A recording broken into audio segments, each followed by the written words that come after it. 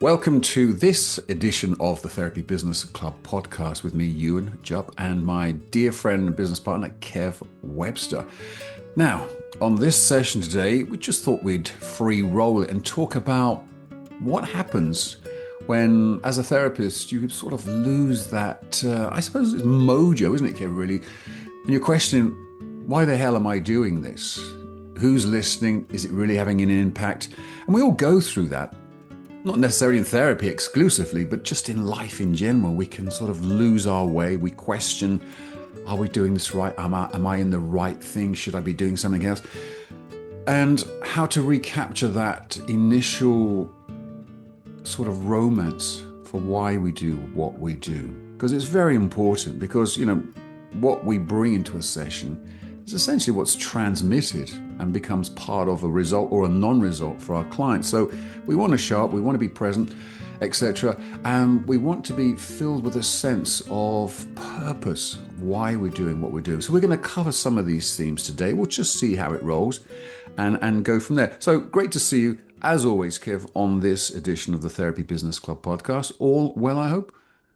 All well, and looking forward to seeing what unfolds in this session. Well, I sort of painted the picture a bit. And I think it's something that we have seen from being in community with therapists. It's a question that comes up a lot, and an observation is that at some point, a therapist will get stuck. Hmm. Not necessarily for technique, but just in the inner questioning, do I have this anymore? Hmm. I don't really feel I'm connected. I've sort of lost my way in therapy. And I think the underlying desire there is for the therapist to get back in touch with why they did this in the first place. Yes.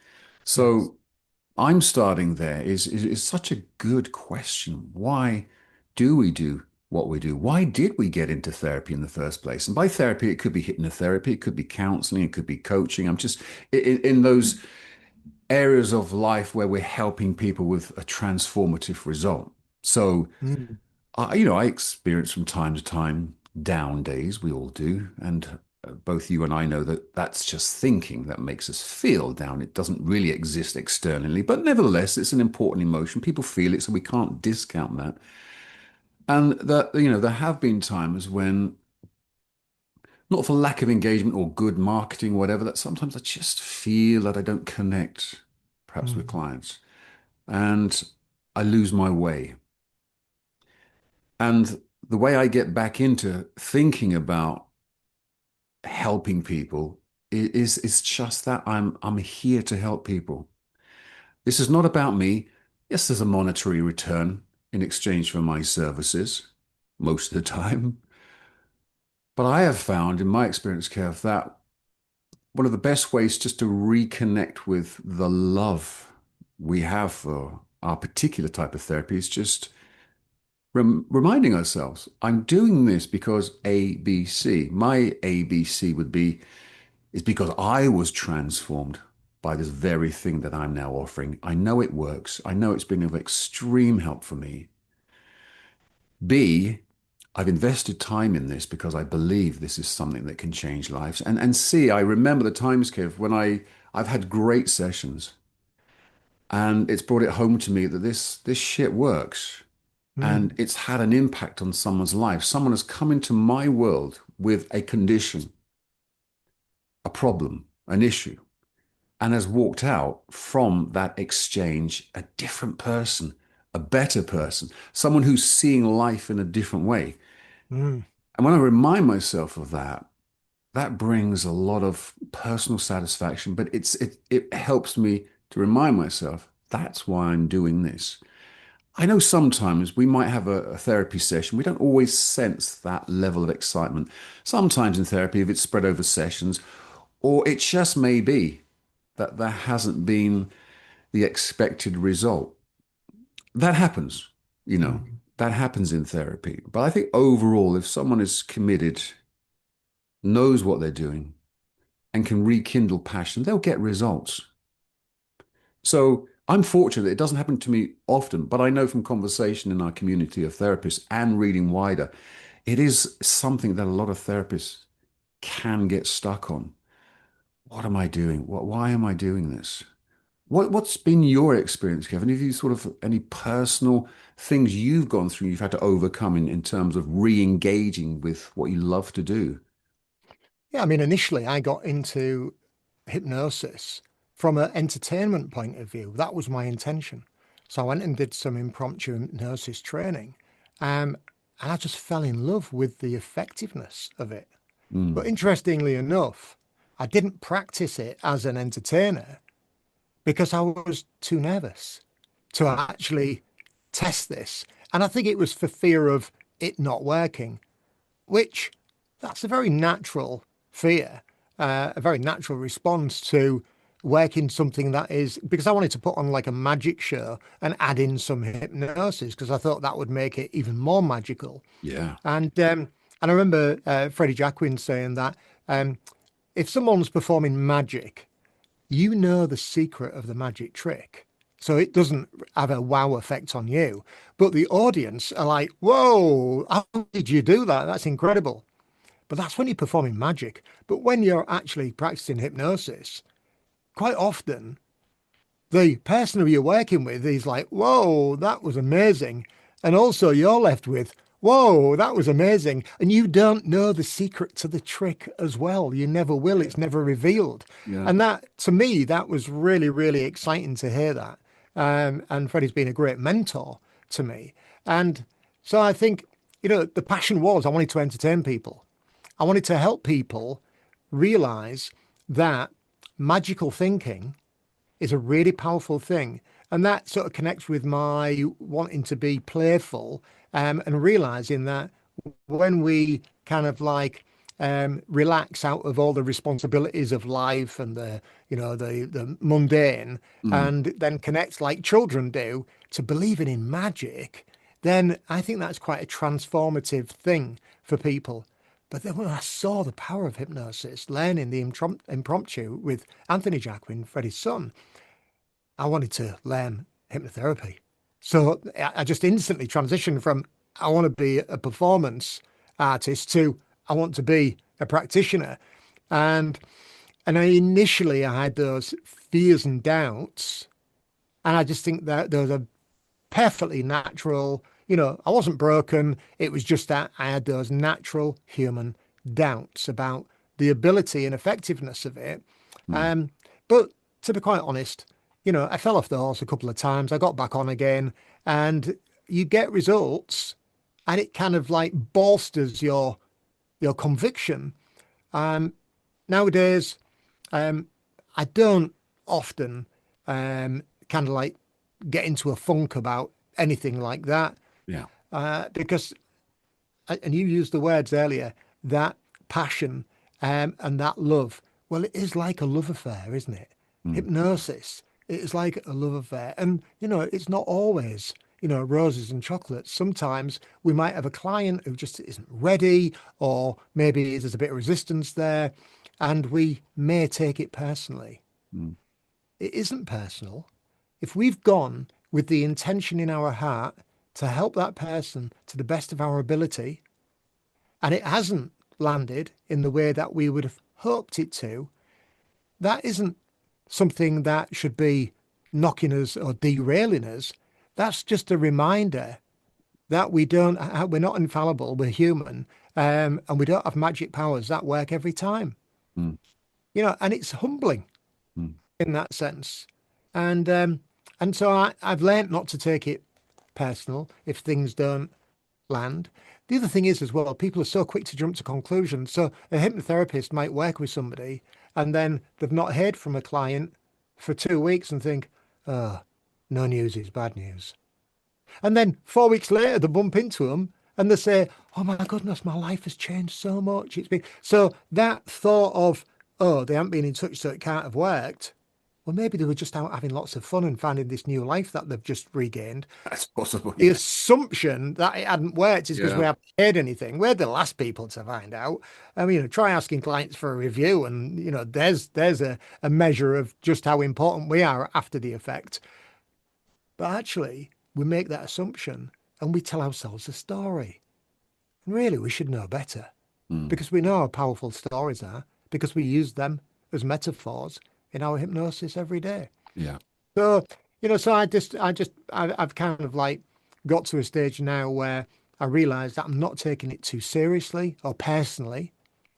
My intention is I'm here to, bring that magic back, to point them back towards their well-being and health, and to support them. Mm. Um, but it is teamwork. Yeah. It's not all on me. That's a That very is good point. the important thing. Mm. Yeah. It is such a result-driven thing, isn't it, therapy? You want to see the results instantly. I suppose if someone came in walking with chronic pain and left and never hopped again on, you'd have a result. I often find in my experience is that sometimes the results take time to filter through on Yeah. an unconscious level. Yeah. It might not be a physical manifestation, but I've had it. As you said, it's people don't always give reviews. No. And you're left thinking, well, it didn't do its job then. Well, no, not necessarily, because I've met up with those people weeks, sometimes months later, Yeah. asked, how you doing? Oh, great. Yeah, that session was so good. I haven't not experienced that since. Oh, why don't you write me a review then? It's very Yes. tempting. So that's what I've learned now. Not everyone leaves a review. And sometimes on the level of the unconscious, it takes time to percolate through and the mind gets rewired. And obviously that's what a person's psychology does. It does it at an optimal level rather than doing it instantly. There can be times when those results just filter through in a way that's best for the ecology of that person. So I've Mhm. accepted that as well. I can appreciate when I finish training and others finish training, there is a huge excitement. Right, I'm qualified. I got my certificate now behind me on the wall, and I'm ready for it. And then there's a client who's actually interested in work, and you're thinking, oh crap, right, this is it. This is where the rubber hits the road. Yeah. And there's a nervousness there, and then that you start doubting. We've talked about imposter syndrome elsewhere. Do I have what it takes? Which is, of course, a question many people ask. Mm. And the only way to know is just to get stuck in there Yeah. and to turn up with the best intention. And I've said this before, I always quote Freddie because I think it's just so compelling and it's something I've absorbed for myself. I care about you and I want you to be well. When you go in with that mindset, you genuinely want people to be healed, to experience life on a different level. In some ways, the result becomes superfluous. Mm. But from that um, state of wanting to help people, I believe it just adds an edge to what you're offering, and people's subconscious pick up on that pure intention that's Yeah. flowing through your technique. And of course, the more therapy we do, we just our craft gets sharper and better, of course. So there's no shortcut to just getting experience through doing therapy. Accepting you're going to have down days, you will question it, but come back. Why did I do this? What attracted me to this? For me, it was because I found hypnotherapy was the only thing that worked with smoking. It Mm. was the only thing that helped me get over a wasp phobia, Mm. and it's helped me go within myself and deal with things like anxiety, which of course are all mindset things, and the realization how powerful our thoughts actually are in shaping our life. So these reminders are good when we're just feeling a bit discouraged, questioning, do I have it? Am I getting the results? Well, the techniques, all of that are in some ways secondary to how we communicate that passion, that love for people. We genuinely do care about people. Mm. It'll all come together. It'll all come together. So persist, I suppose. Just don't give up at the first hurdle. You're going to get those down times, but remind yourself, why am I doing this? And the more experience you do, the more you will feel in the groove that Mm. this is really helping people. Yeah, very good stuff. Um, I suppose from there, Kev, even seasoned hypnotherapists who've been in there for a long time probably question, you know, is there still something that they should be doing? Because even after a time of duration in this thing, it's just human nature, I suppose, to feel down.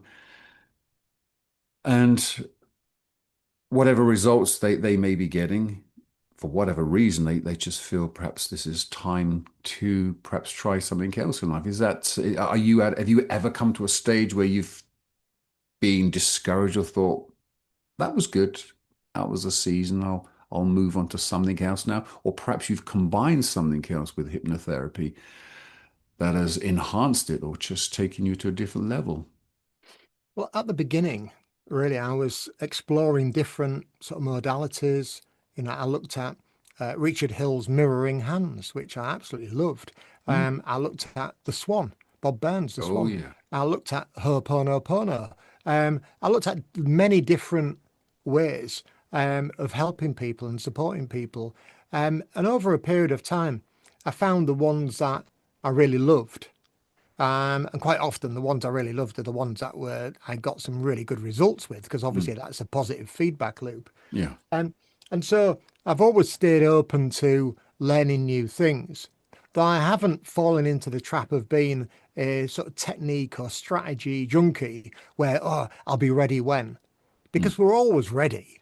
Yeah. I mean, you can pick up, I always say you can pick up Freddie's book, read it a couple of times, and you can start helping people.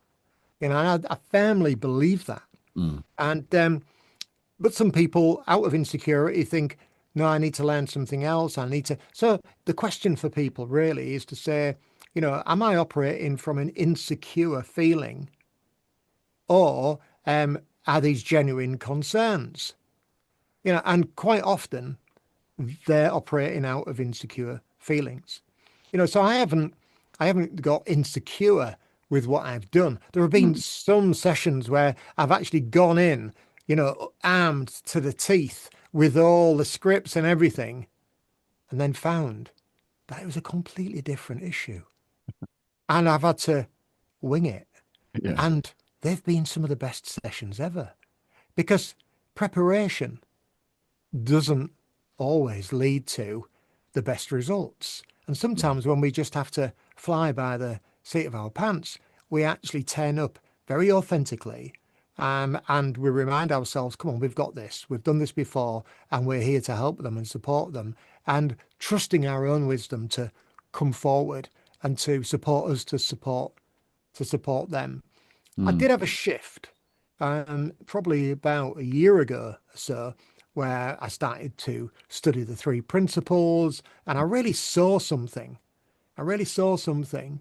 And I found myself working with clients less with hypnosis and hypnotherapy and more around coaching them around the nature of their thinking. So once they saw the nature of thought, they could actually change the way they responded to their thoughts. Because when we change the way we respond to our thoughts, we change our lives. Yeah. Um, but that doesn't mean to say that I'm just going down that road now. I very much combined it, and I kind of trust in my own instinct, wisdom, whatever you want to call it.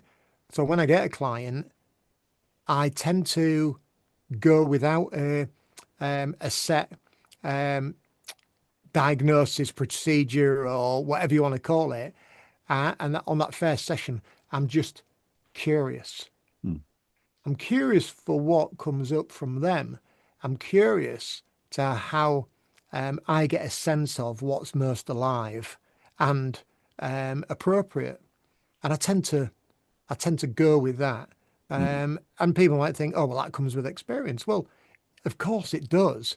But the only way of getting experience is getting out there and pushing through, and doing the work, and working with as many people as possible. Would you take that approach if someone said to you, Kev, I've got a phobia over heights or something? Would you think, right, three principles, coaching, more mindset stuff, or that's a good example of that's a hypnotherapy approach I can use. What would you say on that? My initial response to that would be, um, I can do a phobia session with them, and explain that I'll do a hypnosis phobia session, Right. and then ask permission to teach them about why they got in that situation in the first place Mm, okay. because of the nature of thought. Hmm. So that's probably, in this moment, your question, my response, that is how I would look at it if I was faced with it right now in this moment. Yeah. If it was like a role play, right, Kev, how are you going to do this? Now it's a role play. That's how I'd approach it. That's what came up for me. I trust that. Hmm. I trust what comes up. Yeah. And I won't say it's never failed me, but I would say an approach that I am relaxed about. Hmm. I'm not feeling any pressure. Yeah. Um, Most importantly, I've really, really, really learnt to listen Hmm. to what's happening for the client. And it may be that I spend half the session listening. Now, I believe that there's a curative effect in that in itself, Hmm. that deep listening, Yeah. and that, even just something I might share with them about what I've heard may offer a moment of clarity for them that helps them. But that's not prescriptive. No. That's just me trusting, trusting in the moment, being Yeah. present. Yeah, being very present about it. Feeling your way through and whatever works best for the client, that's what you'll go with. Yeah, I mean, you don't have Yeah. to stick, no, I'm only doing hypnotherapy. Obviously, what you've gone through in the last year, Kev, as you know, I have experienced this new way of viewing reality through three principles, as an example. I realize there's a few ways to skin the cat, isn't there? Mm, That's not to undermine hypnotherapy. Clearly, it gets results, no. and it's a 15 billion global sought out alternative therapy approach. But I suppose it's a box of tools because it's Yeah. about the client. It's not about me insisting I need to use my arrow Mm, technique on this. What am I hearing from this person? yeah. Anxiety is a good example. You could approach that hypnotically, do that way. Or what is the underlying thinking of this Mm, person yeah. that they're casting a future which is so bleak? What is causing that? Both approaches could work. Yeah. It's whatever I suppose in the moment you feel would be most effective Yeah. for the client. So I suppose to return to our original premise for this, when people are feeling, have I got it? Why am I doing this? I think one of the ways that they can ensure that they feel that less is to try and grow in their understanding of other things that could be part of a package of things they could offer. So they're not just tied on one thing, but they would be, perhaps excited and come into an understanding of a sort of a broader approach to psychology and why people experience life as they Mm, do. Again, you don't need 1,000 qualifications. That's not what I'm advocating. Do course no. after, because I think that's just a dopamine hit, Mm, keep you away from actually helping people there. But as you said, you've expanded how you help people, not because you need a new thing to do in life, but because you realize actually this is something that's very powerful that could get the results that I want to give to people. And by that, I can see, from your own life that it's made you sort of come alive and given you a new level of motivation, enthusiasm yeah. about relieving the human condition. It's been, very powerful to watch. So if that resonates with someone, if you just feel you lost your mojo, just why are you doing this? And perhaps it is that you just need to expand your understanding on certain things. Of course, I know a lot of people struggle with the marketing, Kevin. That's what Therapy Mm, Business Club is exceptional at doing, is pointing the way of good practice, things to avoid. Some of this might be, of course, that people are just struggling with their marketing. They're not really reaching out. They're not visible on social media, or they really don't know who they want to help. And all of that help is available in the Therapy Business Club with, attracting your ideal client. So that has to be acknowledged. I mean, yeah. their marketing just might be amiss. And of course, when you're not catching fish, then it's a very dull day, especially if it's raining at the river. I'm using Mm, fishing analogies because they resonate with you. I don't fish, but when you put a lot of effort into these things, you might be putting it into the wrong things or just misdirected effort, and so you get discouraged, thinking no one wants to listen to me. Why did I do this? Well, again, those things are all surmountable. yeah. You can learn marketing. You can learn selling. Just this week, actually, on our coaching lounge call, Kev, we heard from members in our community that I found so inspiring. They're engaging clients. They're just working at it And there's a level of labor involved, obviously, Mm, but 4, 5, 6 sessions a week, weekend sessions, varied sessions. It's not just a niche about confidence, it's just a broad sweep of people. So if you get the marketing right, it affirms to you, yeah, I'm doing what I love doing. This is people are responding. And then you get into the session and you're helping mm, people, the results are flowing. Remember those times. Remember mm, those times. Anchor those times. As a therapist, we all know what that means to anchor in those positive experiences and just remind ourselves that we're part of changing the world to make it a better mm, place incrementally. That's the way I do it. That's the way mm. I do it sometimes. And I think that that authenticity, of not trying to be somebody you're not. I know with marketing, people quite often do sort of courses, and it's a very much a cookie cutter approach. Do this 3 times and that 5 times and that 6 times. People just get stuck saying, I'm stuck with the technology, I'm stuck with this, I'm stuck with that. We learn these skills. Just because somebody's got some colors and a paintbrush doesn't turn them into an artist. True. Yeah, they've got to learn the skills of the brush, understanding the color mixing and everything else. That's part of the art. Mm, And so if we look at this as being almost like an art form, then we progress. We don't become Michelangelo overnight. We progress, but there are certain skills to master, and to understand the reason why. And all of a sudden, we're crafting these beautiful pictures that we're really, really proud of. Um, and I think a lot of people just want to they want to pick up the brush and the paint and turn out masterpieces. And mm, it's unrealistic. It is a slow process of them growing. mm. I see, it might sound a bit elaborate, but I see hypnotherapy, helping people, getting out there and everything else. I see that all as being like a spiritual path in itself, that we get out of our own way, of our own limiting beliefs. We drop the, whatever you want to call it, ego or self-importance or self-consciousness or whatever. We kind of drop those things because we're there in service. And it's not about pressure, and it's not about expectations. Yeah, It's about loving what we do. I say I come to work to play. I don't come to work to work. that's That beautiful. doesn't mean that doesn't mean to say I don't take it seriously. I take it really seriously, but I'm playful, and I get so much pleasure and enjoyment from Mm, it. And I'd like to think that that comes across when I work with people.